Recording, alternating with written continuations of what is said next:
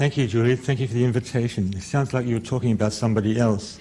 The truth of the matter is I left here for a year out, and I've been on an extended year out for nearly 50 years now. I would like to talk tonight about 3 different themes. They don't in fact connect, but they are themes which have been highly influential on our architectural thinking. The theme of landscape, it's almost a cliche to talk about landscape in general, because landscapes are specific, they have character. I'll start with this drawing to prove that I am and was, or am still Australian. This is a drawing of the Western District of Victoria. It is for me, a sort of paradigmatic drawing. I think there are things in the construct, the horizon, the sheep in the foreground, obviously taking the place of a subject. They could have been a building. They are rectangular. There's something in this drawing that happened by chance. The sheep are looking at me. I'm looking at the sheep. This, for me, reflects a mode of perfection, perception, almost a Lacanian mode of perception. When I see the sheep see me. The object looks back. This is the mode of perception I'm particularly interested in from the writings of Walter Benjamin, who was influenced by the German Romantics, who claimed that the object you were looking at sees you. It's an empathic way of seeing. It's the opposite to the cold scientific gaze, which Benjamin was against. Another landscape, this is a fictitious landscape. It's nowhere. It's a landscape I drew. It's a landscape drawn to place this particular architectural construct. This is a drawing I drew after graduating from the AA, 1 or 2 years after the AA. I consider it one of my first architectural works.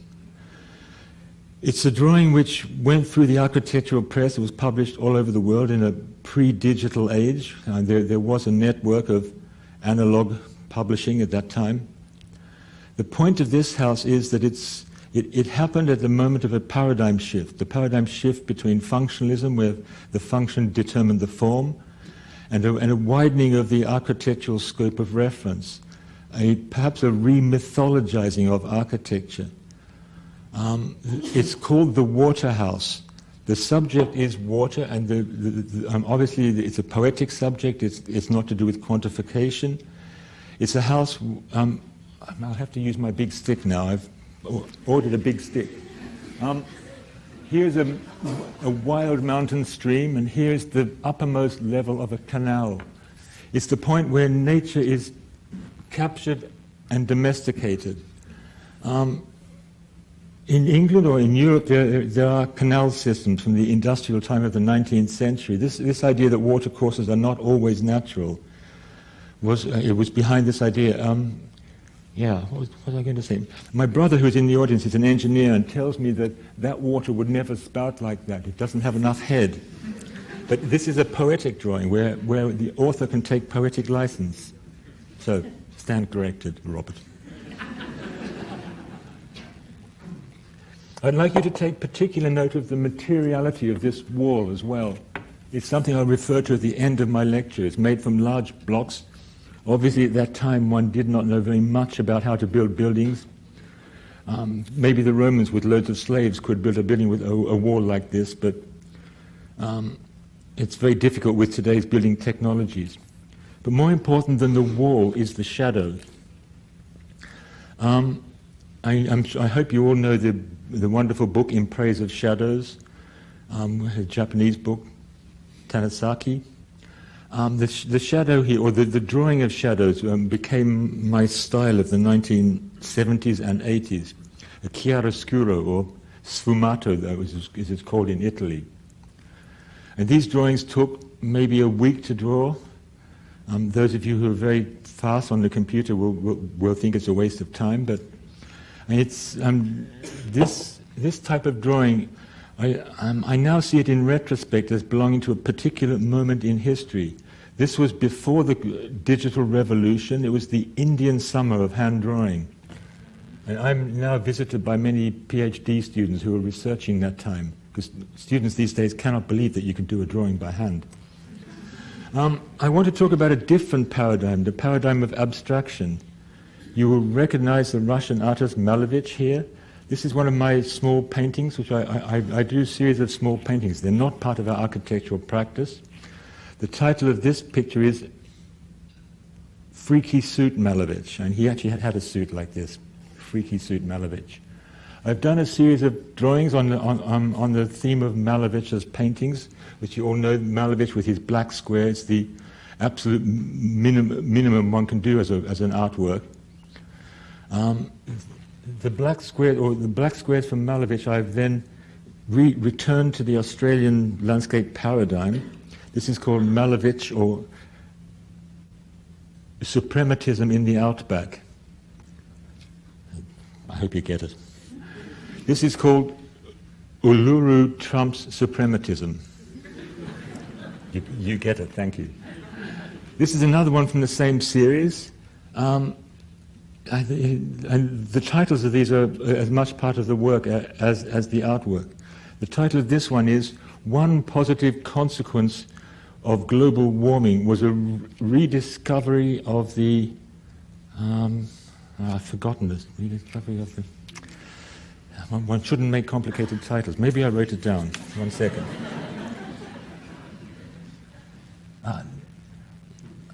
The rediscovery of a pantheistic echo of Picasso. There you have it. Another one from the same series. The Azerbaijanians showed considerable talent in disguising their oil reserves. You can see living in Germany sends one a little bit off the rails. This is another one, a beautiful photograph. The title is a quote from the German philosopher Martin Heidegger, who wrote, "The work lets the earth be the earth." That's enough for counterfactual histories. Now, when I received the gold medal and came back to Australia, we were in Canberra, and somebody put in my hand a brief for a competition, an ideas competition for the Australian Prime Minister. And the idea was intriguing, so I went back to Germany and decided to enter the competition. We got nowhere with it, of course. But I bullied the people in our office for a couple of weeks, trying to get them to draw on the computer gum trees. I mean, they had no idea what I was talking about. But there's a particular nuance of color which I wanted to get in the computer digitally. So you can see here sort of my attempt at Fred Williams in the computer. There are little guardhouses around the Prime Minister's house. They're called Little Neds. This is a German competition. This is a landscape site in north of Germany. It was a hunting party, or a medieval hunting park. The competition was for a visitor's pavilion. And you see the visitor's pavilion here like a hunter's hide poking its window out from between the trees. This was the plan. I hope my stick's long enough, yes. That's the pavilion hiding in the trees. And there's a schloss at the top of the picture. This is the elevation of that hunting pavilion, and a hybrid drawing, computer-drawn building, hand-drawn trees. And another competition, you see lots of competitions, we call them zombies, and our major means of acquisition is competitions. It's because I'm not very good at golf. Zombies are competitions where one has put one's soul into them, and one doesn't win, so they live on in one's memory, sort of painful wounds or whatever. This was a competition for the Adidas World Headquarters in Herzogenaurach, which is a small town in Bavaria. We did not win here either, but we designed a building which looks like a hill in the landscape. We left the middle of the site, which is an old airport, empty. I think that's why we didn't get a prize. We left the best of the site empty because we wanted this landscape scale. We did here come back and win another competition for Adidas, for a sports center, which didn't get built. But at that time I had a conversation with one of the directors of Adidas, and I said to him, "What about Australia? They're sport mad. Why don't you move in there?" And he said, 15 million people, that's no market. Sorry. But anyway, I've been showing you landscape or plans for landscapes which didn't happen. This is one which did happen. This is in Rotterdam. It's the garden of the Hotel New York. Hotel New York was the Holland America shipping company where immigrants left Europe and went to America. We designed a garden here, which in fact, it's the roof of a car park by Norman Foster, with the office of Foster's. Our car park had two themes, Holland and America, because that's what this site used to link together. Right at the top, there's an edge to the water, straight like a horizon. If you look across the horizon, one can imagine one sees the towers of New York. Then we introduced a Holland-America border, which is actually a tightrope for people who can't decide whether to immigrate or not. And on the American side of the tightrope is a wide-open prairie. It's for events, for circuses and things like that. On the Holland side, we have small, intimate gardens, these ones here, where the people of Rotterdam enjoy going on a summer's evening. This is a detail of the small, intimate Dutch gardens. Now on this scan of our landscape research as we go to Italy, this is the cover of a book I published recently with the Architecture Association in London. Some reasons for traveling to Italy.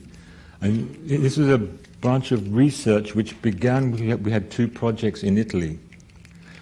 I realized that us traveling forward and back to Italy was something people have been doing for hundreds of years, the Grand Tour, etc. So I recommend you buy this book. It's full of a lot of good stories. I don't have to explain it anymore. You will recognize the picture on the cover. It's the famous painting by Tischbein of Goethe in the Campagna. But it's the Campagna after Goethe. Goethe has left a big hole in the Campagna. What did Goethe write about? Well, this picture has a subtitle, Et ego in Arcadia, so also me in Arcadia. Also Italy, the Amalfi Coast. I have a hobby, or I'm always, hobby is a stupid word. I have a obsession with drawing in my notebook. Wherever I go to learn the place, I do a drawing like this. This is the Amalfi Coast in Italy. One sees here the coastline. In the background, somewhere way up there is Herculaneum, Roman temples. And this very dense, this very rich landscape, sort of full of vines and fruit trees and little houses dotted around, it has a particular DNA which I was trying to get into this Paul Klee-like drawing. I'm giving away my references now. Another Italian landscape, the Ligurian coastline, the north of Italy, just next to the south of France. It doesn't seem right that the north connects to the south. The Ligurian coastline, we were there a number of times, and I named it the futuristic coastline. I think futuristic does not mean weird buildings of rounded shapes or blobs or whatever. Futuristic here means an overlay of different networks and infrastructures. What's enormously futuristic is this system of highways which run across valleys and straight through mountains. So if you drive along the Ligurian coast, you just shoot through the landscape. What's also futuristic is that there are greenhouses like here. These ones, whoops, my stick's not long enough. Here, these ones. The greenhouses in Italy, grown in them, I describe this to talk not about architecture, but about logistic circuits. Tomatoes are seeded in greenhouses in Holland. They're then driven to Italy to grow in the Italian sun in greenhouses on the Ligurian coast. They are then harvested and sent to Sicily to be put in cans. No, not cans, to be packaged. They go to Sicily to pick up a European subsidy because it's a poor region. And in Sicily, they're put on pizzas. The pizzas are vacuum packed and sent back to Germany. I think this sort of sequence, it sounds absurd, it sounds surrealist, but this is how our economy works, with these incredibly long journeys. I think this futurism of circuitry is an interesting subject. We actually researched, well, I actually tried to draw it foolishly with this drawing, which is called the Futurist Coastline. An analysis of this landscape. On the left, more a plan view. On the right, it breaks into a three-dimensional rendering of that landscape. It's meant to be a sort of pseudo-scientific drawing because of the calibrations on its perimeter. Oh, still in Italy, something else. This is a competition we actually won. We're in Perugia. Perugia, as you know, is an Italian hill town. Throughout my studies, Italian cities or Italian hill towns were a basic reference for urbanism, for what a city should be. Dense spaces, piazzas, and palimpsest of buildings layered one on top of the other. This is an international competition. The site is a church from the 12th century and a monastery from the same time, and an area behind which in the 19th century was developed as a hospital.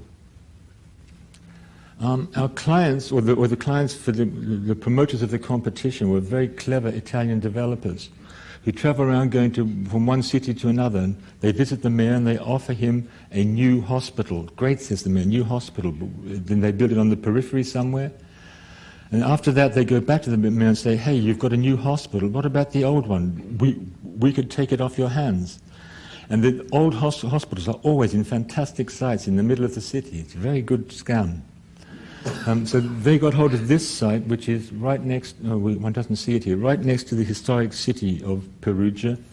It's on a ridge. The historic city sort of spreads out the ridge along here. Our site, this is a part of our site. That's existing city. So we're basically extending the city into a new precinct. We did our design mostly with this model. We have a wood workshop in our office, and rather than 3D digital, we prefer to work with wood. It means I can go in the office and sand the corner off a model on the weekend when they aren't looking. A word of advice, if you're model making, start from the bottom, not the top. We started from the top here. It's very difficult to make a model that hangs in the air for a couple of weeks. With models like this, we always try to capture the character of the area. We invented this particular plexiglass tree type, which is meant to look like Italian pines.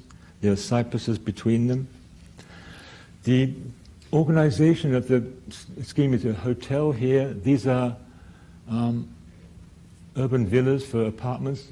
After the competition was decided, these would be built by young Italian officers. There's two piazzas, one in the middle here and one at the other end. Taking piazzas to Italy is like taking coals to Newcastle. But anyway, that's what we did. Back to the theme of landscape. This particular ridge was enormously steep. One sees the topography here. Our strategy was to put the car parks right on top of the hill, 2 layers and then a piazza on top, which means we have no cars on the site, or no visible cars on the site. The cars are all hidden below the piazza. And on the edge of the piazza, there's a building like this one, stick's not long enough, which is looking out across the valley. There it is built. I mean, when one looks out across this valley, you see across the valley to Assisi, an extraordinary sight. It's really, I mean, we were absolutely dumbfounded to find ourselves working here. Not so much working with Italians, was a little bit more arduous, working with Italian consultants. I won't get into that. Still on our tour around Europe. Our office is located in Germany, but as you see, Europe it's very rich with lots of different countries bumping into each other. So if we travel for half a day, we can be in 5 different countries, and we are very happy to work in that manner. This is another one of my little paintings analyzing a Dutch landscape, a landscape where the whole character comes from the canals. One sees greenhouses, little buildings, little cows up there. Stick's not long enough again. This is easy, cows down here. So another landscape analysis. This is a map, an actual map of the Ruhr district of Germany. The Ruhr district is the old industrial heartland of Germany where 5 or 6 cities have grown together. This is a new condition in urbanism, something which we have spent some time researching under the title of the Euro-Landschaft, the European landscape. We got into a lot of trouble with traditional urbanists because we were valorizing this accidental mutation of cities. What you see here is that the original paradigm of city is something with a wall around it and outside is landscape, inside is city. This has mutated into a patchwork network where the landscape is almost that which needs the wall to be protected from this rampant urbanism. In the Ruhr, there's industry, there's redundant industry, brownfield sites, there are some very well-off residential areas, there are some residential areas for immigrants, etc.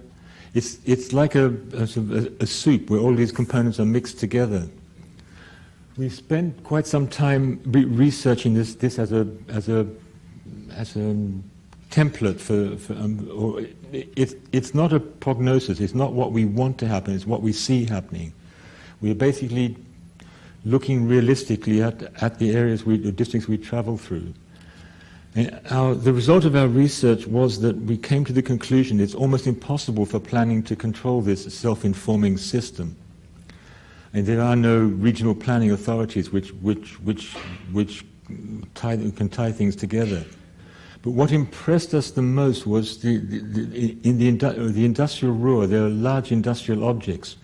You know them from the photographs of the Beckers, Ensenhiller Becker, these big gas furnaces, etc. So we saw this as an architectural typology which could at least give a register, give an order to this chaotic landscape.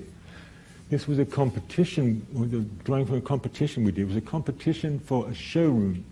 This building is a stacked showroom of 5 different levels.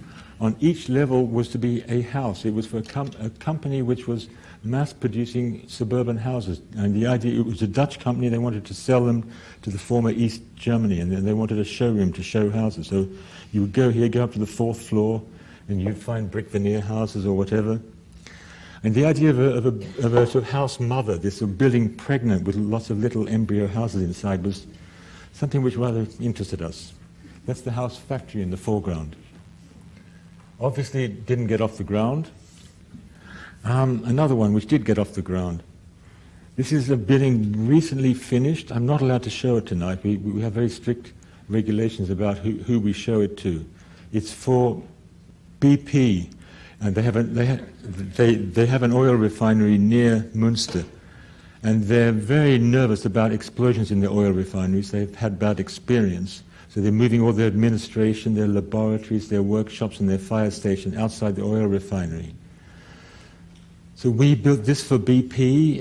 It's a project, we were actually not commissioned by BP. We were commissioned by the construction company who had a contract to finish the whole thing within 1 year, the whole design and construction within 1 year. So it was super fast track.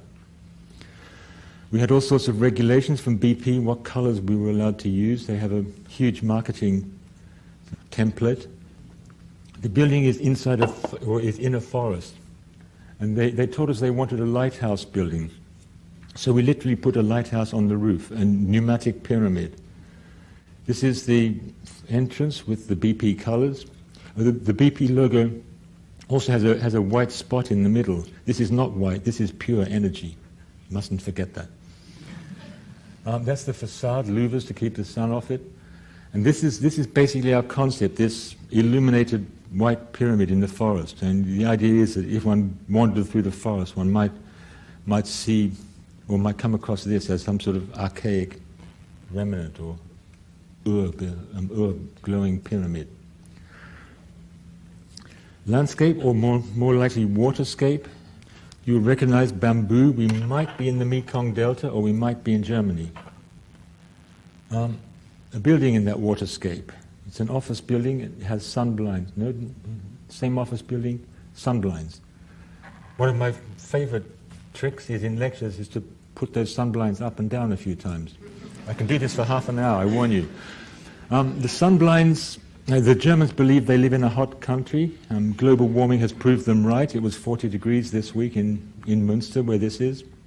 This is an office building. Our client there's a table on the deck here where he has his business meetings.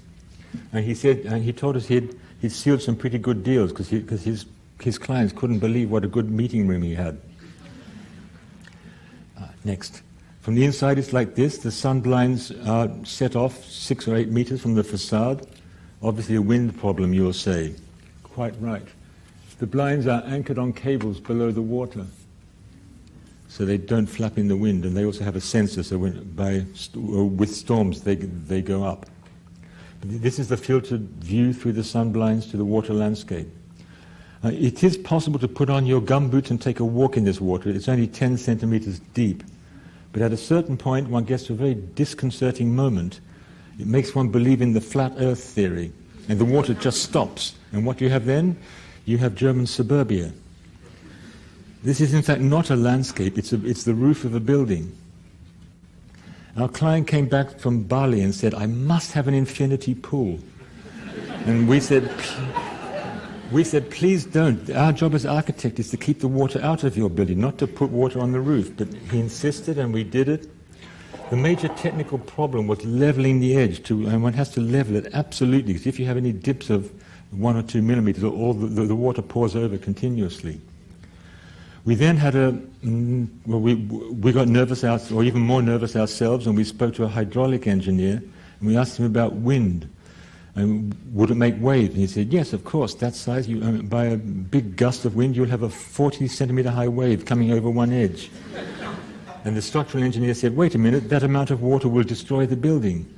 So we had to put water breaks inside. There are compartments below the water surface, and this bamboo, it's in fact not bamboo, it's a product our client brought back from China. I must confess, it's an ecological disaster. It's bamboo with plastic leaves. After a few years, the whole neighborhood was full of plastic leaves. It's like a continuous autumn. There's the full story. The bamboo on the roof.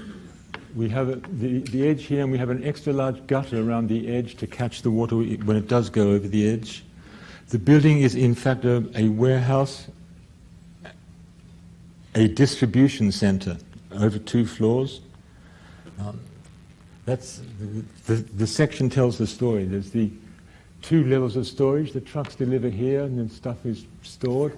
Water on the roof, bamboo, and the office administration right at the top and at the back. And a very simple organizational diagram. Basically, our intention here is to do a building which is totally off the playing field in terms of convention, but works incredibly well. There it is from the street. The problem with having water on the roof is that in warehouses you have to have smoke extracts all over the roof, and you can't have a smoke extract if there's water there. So we did a pajama striped facade, and the gridded areas, or the areas with a moire pattern, are the smoke extracts which come straight out where the smoke comes straight out through the facade. The other panels it's the cheapest industrial system for facades. It's a self-supporting, self-insulating, aerated concrete. Our client chose the colors because it matches his brand, and he imports furniture and has a chain of shops across Germany. We recently built a second, you can see the bamboo's gone now, it didn't last. Yeah, but the stones still break the waves. We built a second warehouse with a villa on top. It was for our client, but he unfortunately or tragically died of cancer before it was finished. So this is part 1 of my lecture. Now we move on to libraries. You saw at the start of the lecture an image of the Münster Library. Our careers started in London at the Architectural Association, where we were basically academics teaching. We built before we won our first major public building, the City Library of Münster. We built 1 house in London and 1 house in Tokyo. I think I was the only person teaching at the AA who had ever built a house.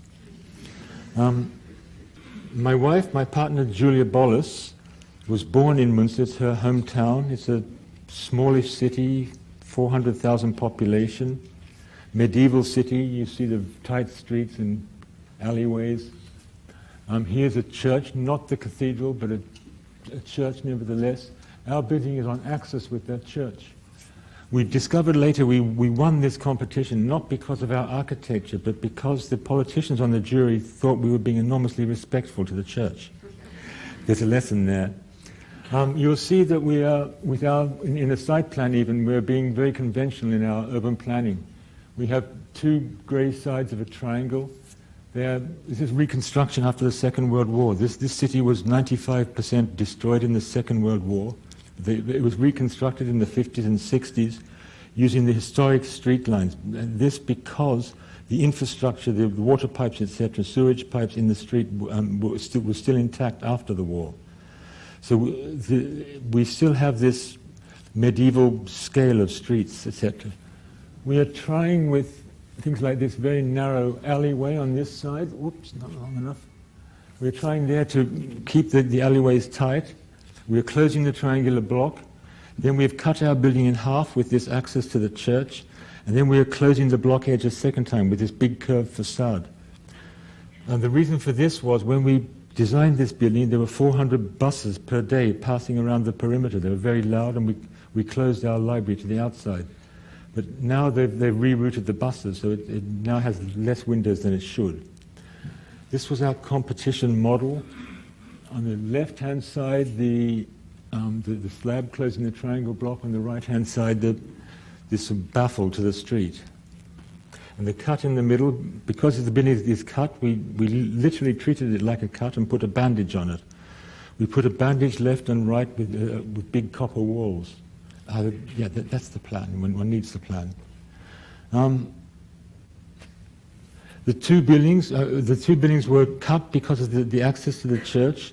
They were also cut because of the library program. On the lower building, we have the traditional library, bookshelves of quiet people reading. In the upper building, we have more an information center. They made a very clear distinction in the program that they wanted the information center to be something new in libraries, something where the displays change every season, or you have gardening displays in summer, etc., skiing holiday bookshelves in winter. So basically, the plan is, and it's a very weird plan, but it's a picture of the program. It is obviously one building and needed a connection in the middle. We put our main information desk on the bridge here in the middle, and the librarians stand on that bridge and they command a view to both sides. They're like a ship captain looking down the deck of their ship. Oh, maybe I must go back. On the top of this, you see there are two bulges. The slab was not quite big enough for the entire program, so we burst out into the courtyard. We called these, and the German word is Busen, tits. We gave them a special material. They're a blue glazed brick, so one would see that they're not part of the main scenario. There was a principle that we had in the material choice of this building, that the basic building volume is white, abstract, modern, and then there are a series of adjacencies, and each of these speak a slightly different language to the building itself. So these ones with their blue brick have their character. After we built this, there was a fashion for blue bricks in Germany. We found a brick company who can cook bricks for you in any color you like. You see in the foreground, in the courtyard, is a big chessboard for different school classes to compete with chess. Isometric, taking this bandaged copper roof off the book building, and all of our circulation lines are always below these big copper roofs. This is the outside of the book building. You see very small windows here, like bullet holes in the facade. These punch right through the bookshelves. They're book-sized windows. When you're looking along a bookshelf looking for a particular book, you suddenly get a little cut-out fragment of Münster's or stored on the bookshelves. There's some of them are close to the floor, and we're seeing kids on the floor reading a book with the light from this little square window. I think if one invents forms or unusual moments in a building like this, the user finds ways to use them. They respond to them. One sees here, this is the facade with almost no windows because of the buses, but at the higher level we broke out with these niches, and they look like they're standing on columns, but those columns are in fact the rainwater pipe. There's some scraggy trees in the front here. These have now grown up and shield the windows from sun in summer. You can see the copper roof, this bandage coming up over the top, and the other side, the spire of the church we are focusing on. This is the axial view down the axis, dividing the book building from the information building. We put all of our art budget into one giant figure. An American artist who did a figure called the Uberfrau. It's like the Übermensch is a term one cannot use in Germany anymore. The Uberfrau is politically correct, apparently. This copper building is also part of our library. It plugs onto the existing houses. It takes the familiar shape of the pitch roof house, but it has an unfamiliar material. So we're basically, we're docking on, or we're doing a gradual change from the familiar to the unfamiliar. This was one of our design models made by one of my ex-AA students. After having made these, she left our office and went back to the AA to teach the first year. I hope they all made models like this. You can see that we're dealing with a very tactic, a very haptic language of wood and struts, etc. These are the copper roofs from the outside, this big wave of copper. It looks very dark underneath. But in fact, the copper roofs are lifted off the grounds. So if you walk through the passage, you can be standing in the middle of the library before you've entered it. This was to break down people's nervousness about entering. They could stand in the middle, see the whole ground floor splayed around them. Do I have it? Yes, that's it at night time. You see at night time the whole ground floor reveals itself. The copper was meant to turn green, but because of pollution in the air it doesn't. And there is an artificial way to turn it. The traditional way to turn it green is to paint it with horse piss, but you have to run after a lot of horses for building this size. This is the copper wall from the inside, and the inside is lined with acoustically absorbing wooden panels. This building has a particular atmosphere. It's not a visual atmosphere, it's the atmosphere of sound. I once had to show Ettore Sotzas through this building, and he said, "It sounds like a library." And I was very gratified for that. I said, "Thank you, Ettore." Because we have so much sound absorption with these huge walls, basically we can use hard materials everywhere else. This is the view looking back from the librarian's desk, back down the axis of the library, towards the entrance. Recently we've had to take out some of the librarians' desks because the librarians, it's too expensive to have staff and everything is automated. These are book return boxes which take the books back down to the sorting room in the basement. This is the second building, the book building. One sees the roof here has a slightly different slope. This is oriented south to the European sun. It has a skylight window at the top. In winter the sun comes in and bounces off the wooden wall and gives a very nice warm light in the library. But in summer there's enough overhang that no sun gets in. This building, although it looks very, very mannered in shape, is based on a very rigid 2-meter 40 grid, the bookshelves. The columns on a 7-meter 20 grid, and all the air handling is in the floor slab here. The floor slab folds up to become a handrail where you can lean a book if you want to read standing up. You can read it on the handrail. And we have a very, very theatrical stair, promenade architectural, leading from the basement right up to the top floor, a 22-meter high void space from the top to bottom. We did not have budget to do the whole bookshelf design ourselves, but there was enough money to design the foot, to put it in a Bolles+Wilson language. This is a cast aluminium foot which has gone into the bookshelf company program now. Cast aluminium foot. Moving on to the next library, this is also a library in Münster, very little published. You would recognize this as a prison, a panopticon. It's one of the 2 remaining panopticons in Germany. And the panopticon is devised for designed by Jeremy Bentham for rational control of prisoners, theorized by Foucault. The guard stands in the middle and can see right down each axis, so minimum staff. We were asked by the prison librarian to design a prison in one room, this little red triangle in one axis. And there's almost no fee. I mean, we sort of did it as an act of love. And we were excited by the plan. I mean, one knows the star-shaped plan, and we call this scheme Foucault's armpit. It's basically the library's wedged in the armpit. And Also, knowing our architectural references, we knew the Kartnerbau from Adolf Loos in Vienna, where the upper levels of the walls are lined in mirrors. And if one stands in the Kartnerbau, one thinks oneself in an infinite space, because the ceiling continues on virtually left and right. So we decided to put mirrors above our bookshelves. So the actual library is the top one. The second one is the first iteration of the two walls mirroring like a kaleidoscope, and they mirror again and again. And when you go into this library, from the little door in the middle, it's as if the whole prison outside disappears. And it actually works. I was very surprised when it happened. It was made by the prisoners. They had a criminal businessman who did the costing. We asked the prisoners what books they liked reading. Detective stories? No, they said, travel books.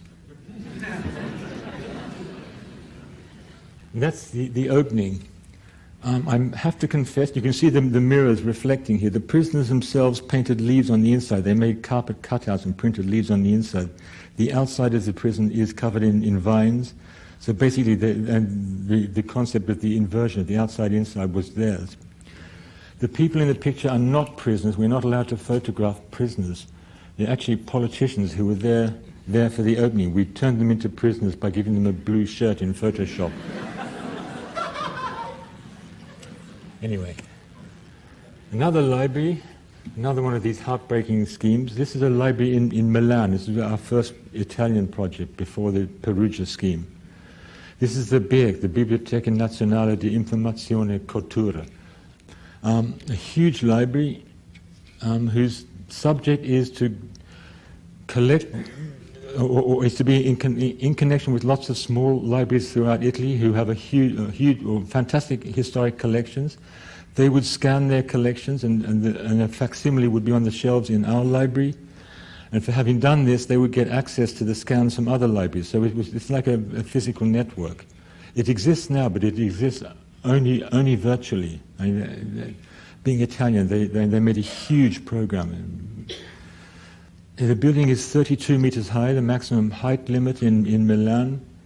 It was to have a terracotta skin, and it has two reading arms projecting out. The site used to be a railway station, so the reading arms are like trains sort of crashing through the station.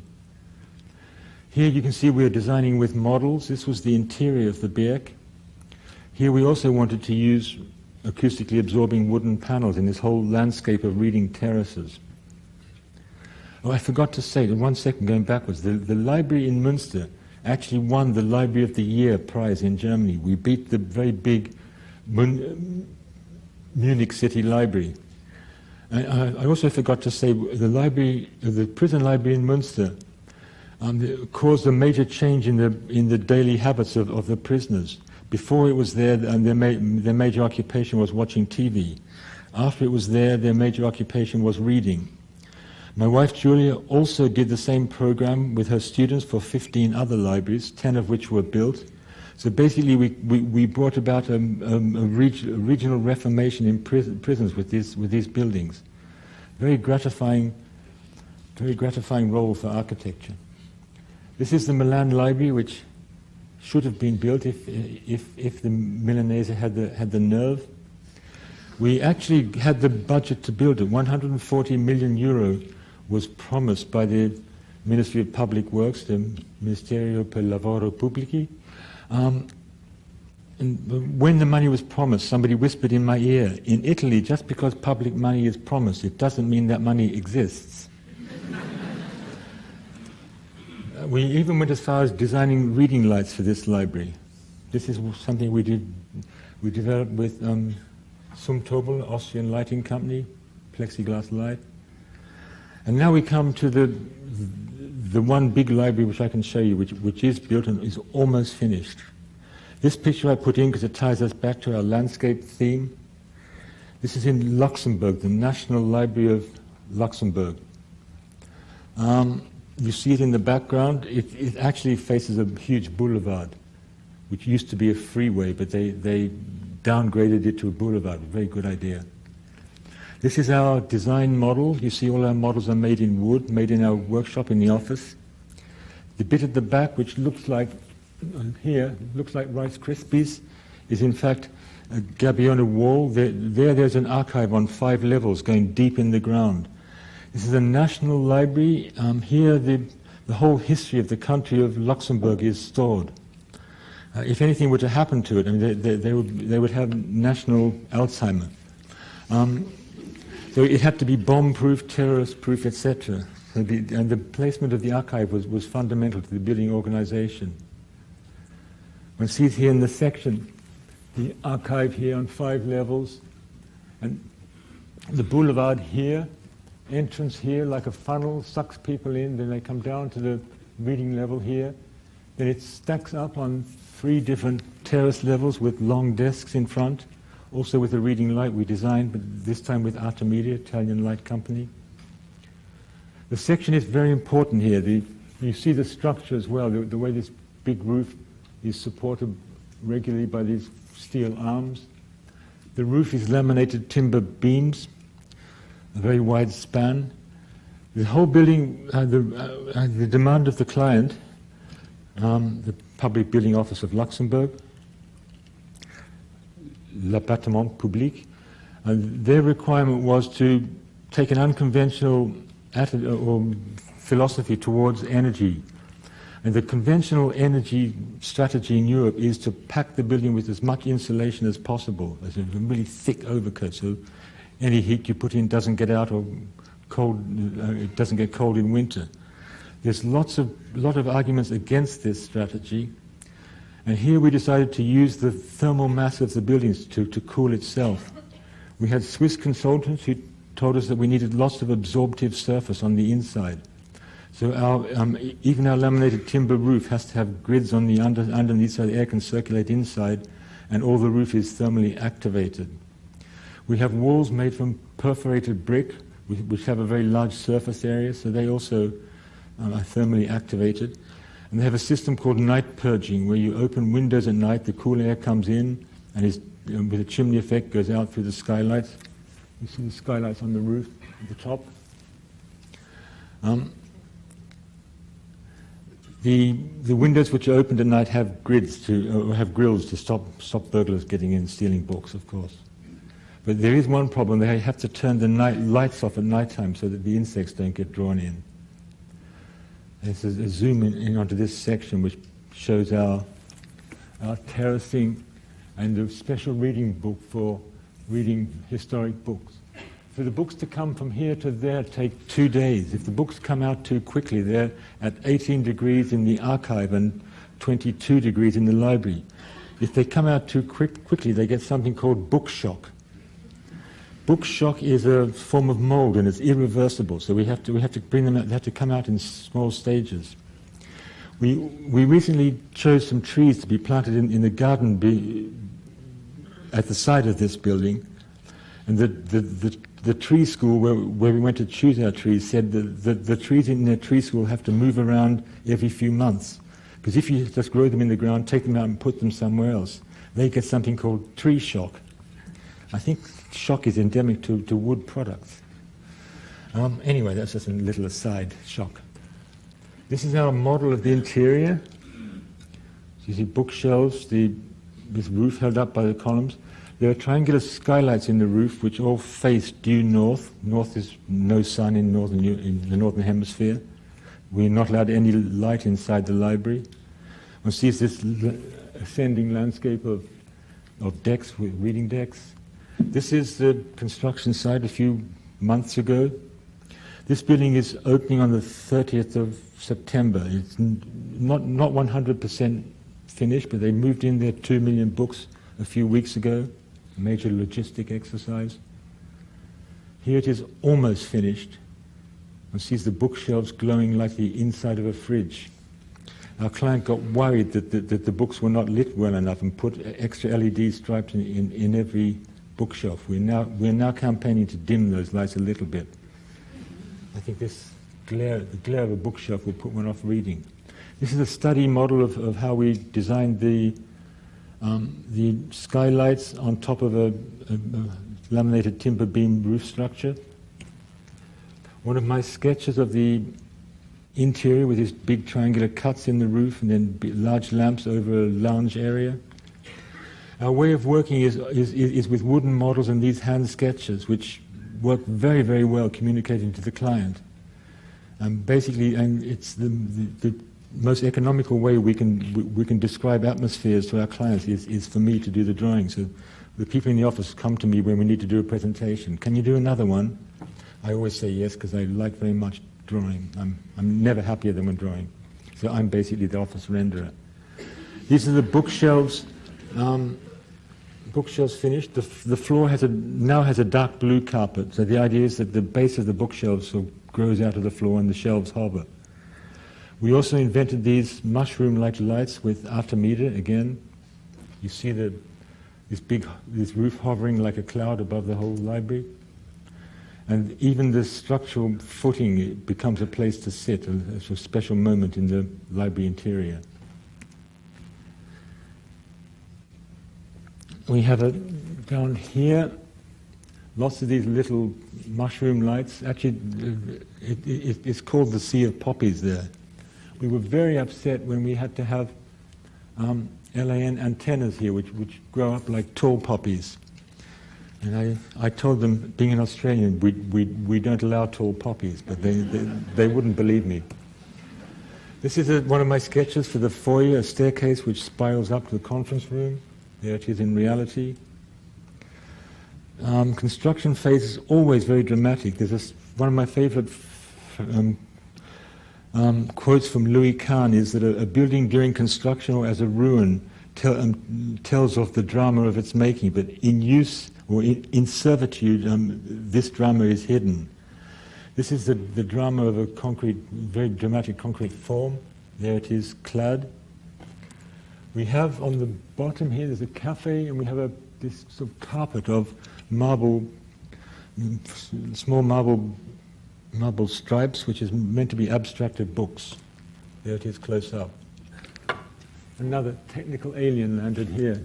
Half of our work is battling against these unexpected things which pop out through the most luxurious materials. The facade is made from bronze, or a building bronze.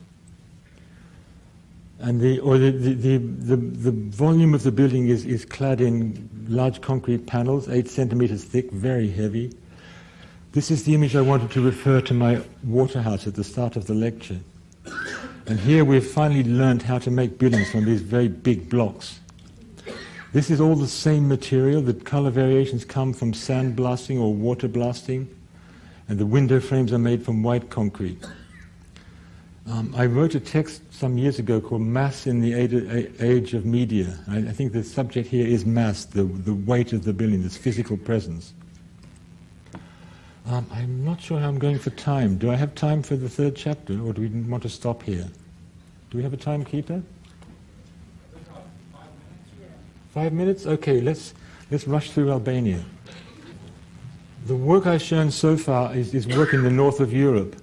We also, by chance, have work in Albania, an ex-communist country, a developing country, where we've been very lucky to win an urban planning competition.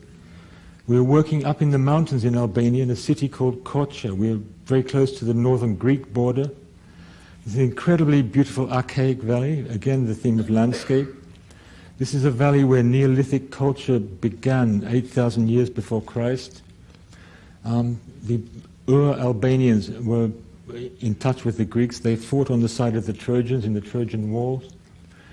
And by the 19th century, they got round to building cities like this. This is the city of Korça, made with stone walls, small streets. A lot of influence from Austria, from the Austrian-Hungarians. We won a competition for an urban master plan for Korça, which is our major involvement in Albania now. Master Plan Korça, Albania. This was the situation at the start, or at the competition start.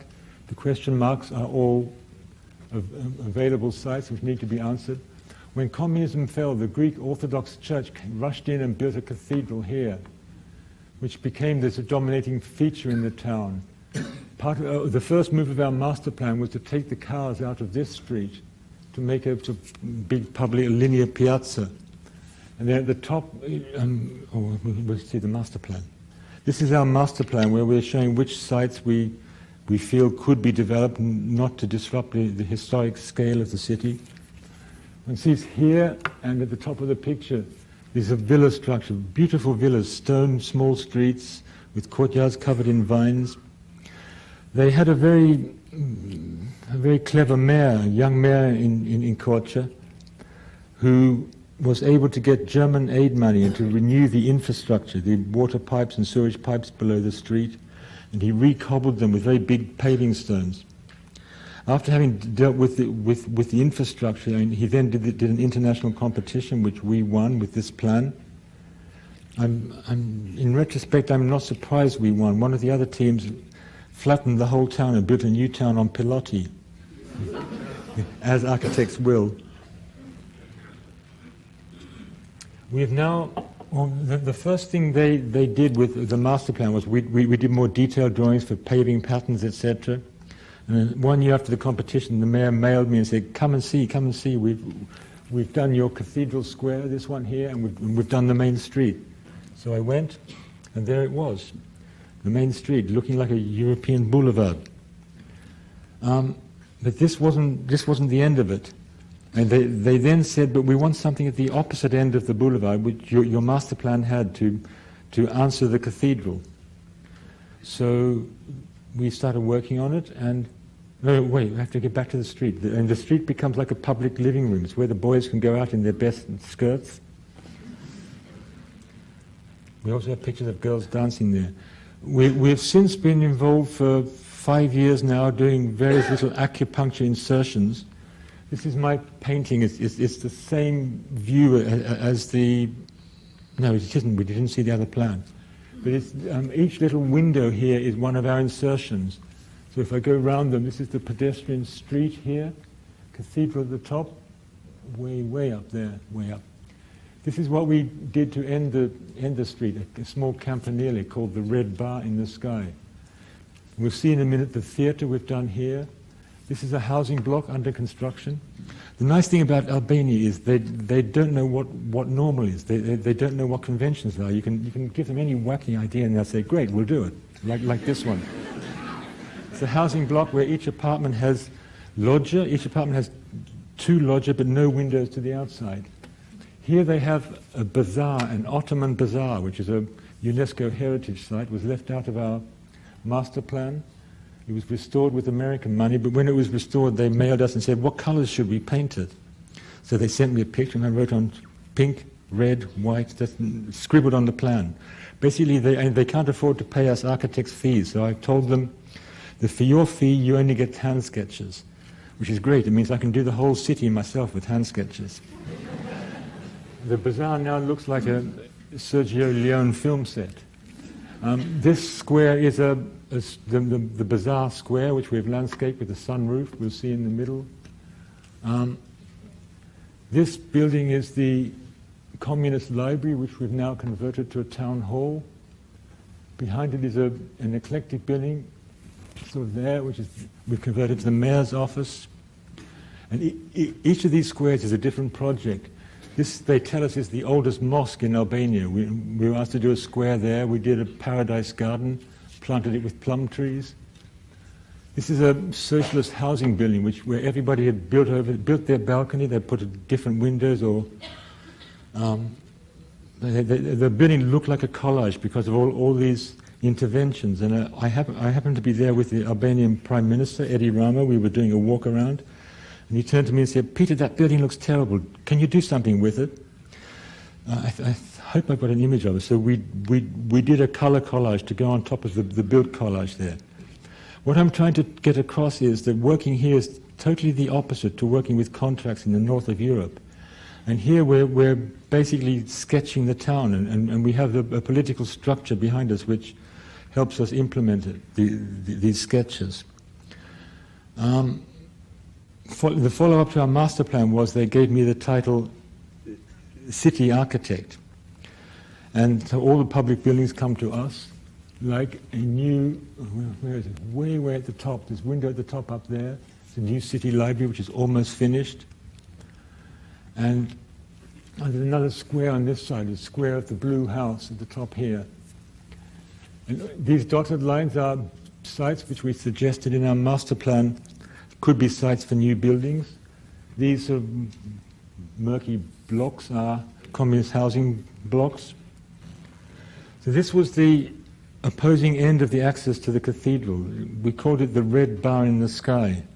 It's a campanile. It's like the core of a bigger building, a fire escape stair and a lift. The way the planning consent works in Albania is that the drawings go straight to the Prime Minister, my friend Eddie, and he either says yes or no. So Eddie liked this. Well, actually, last time, when I walked around with him, he said, "Peter, I've got a problem with the tower." I said, "Yes, Eddie, it's maybe too high." He said, "No, it's not high enough." So I said, "Next time, Eddie." They also wanted an ice skating ring at the base of the tower. I mean, we're almost in Greece here. And it's a very, very warm climate, but cold in winter. We're way up in the mountains, so 300 meters above sea level. They found a Greek company who specialized in ice rings, a market niche. And the ice skating ring is there every winter. There it is built, the red bar in the sky. Because you can go up, and we explain it as an urban planning tool. When people go up to the red bar, they can see the whole panorama of the city.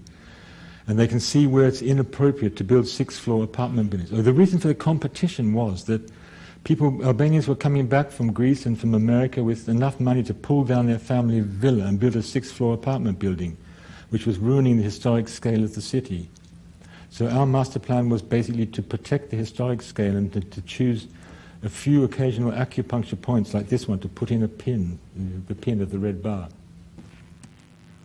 And the Albanians go crazy at Christmas. I mean, under communism was the dark years, so they go crazy at Christmas and put in all this Christmas lighting. They even use our red bar as a support for their Christmas lighting.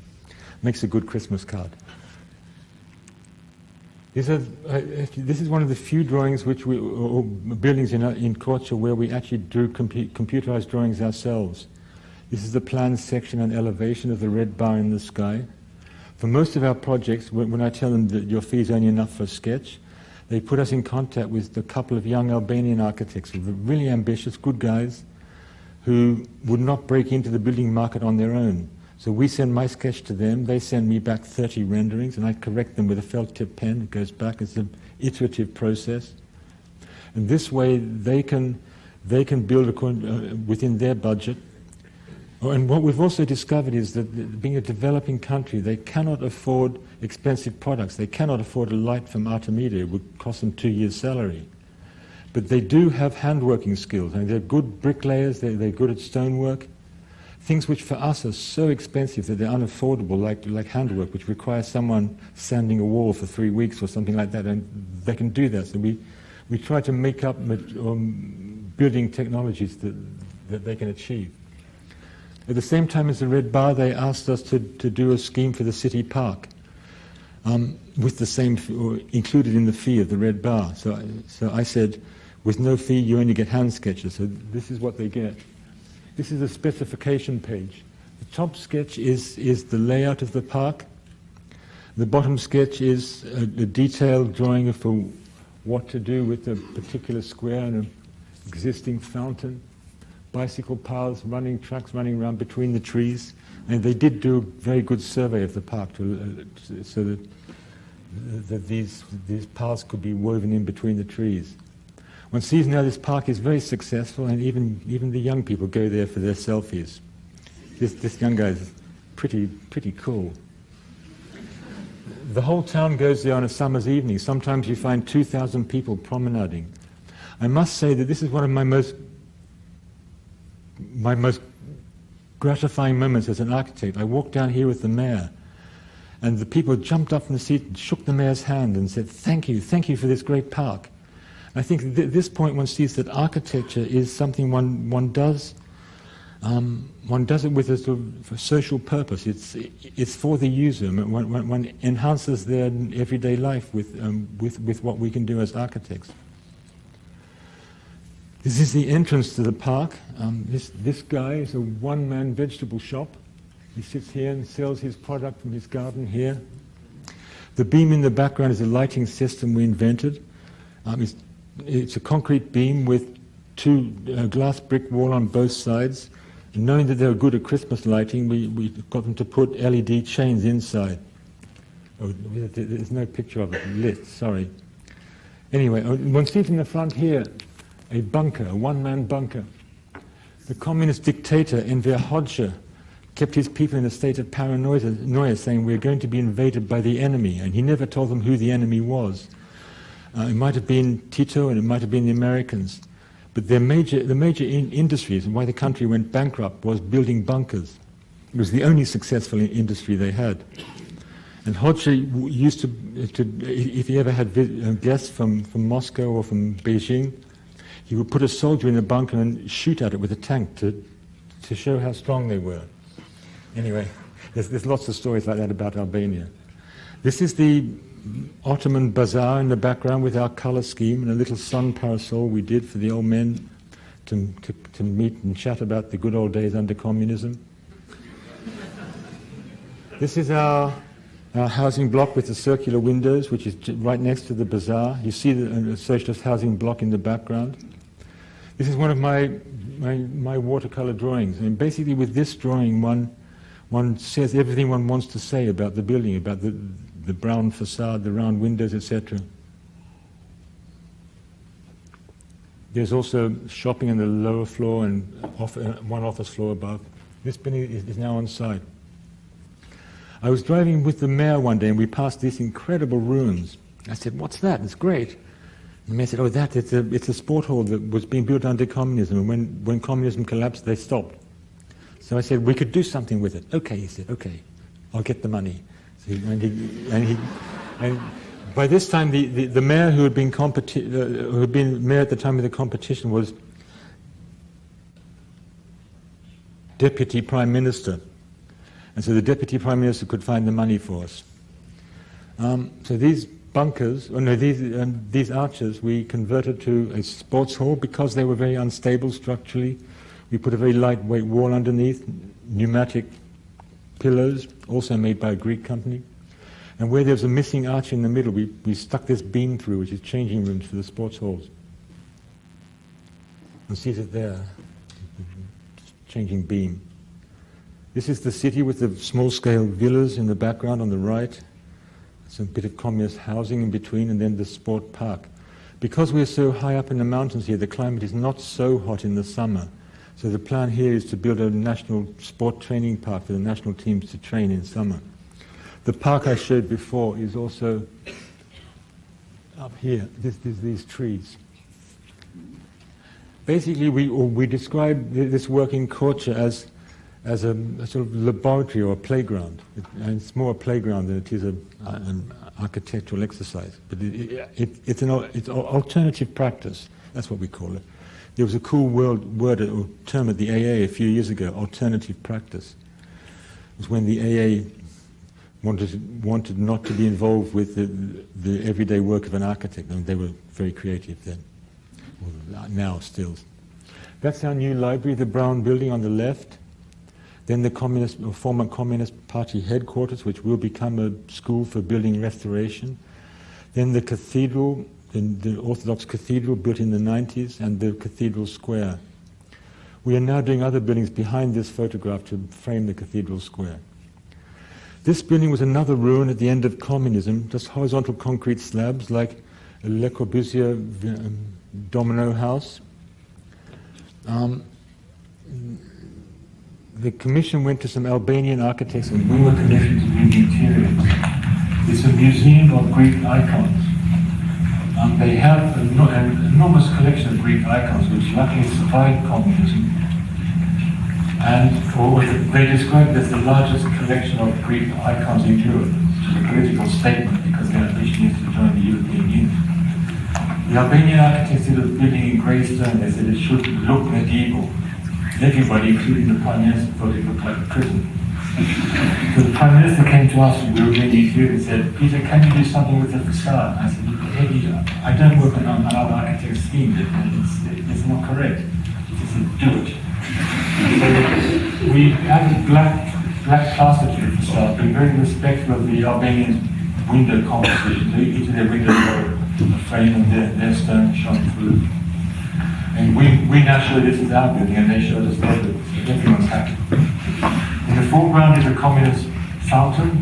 I was walking past one day with a girl from the city who takes note of everything I say. We have to be careful not to make jokes, because the joke will get killed. We walked past this fountain and she said, what should we do with this? I said, green, blue, pink, orange.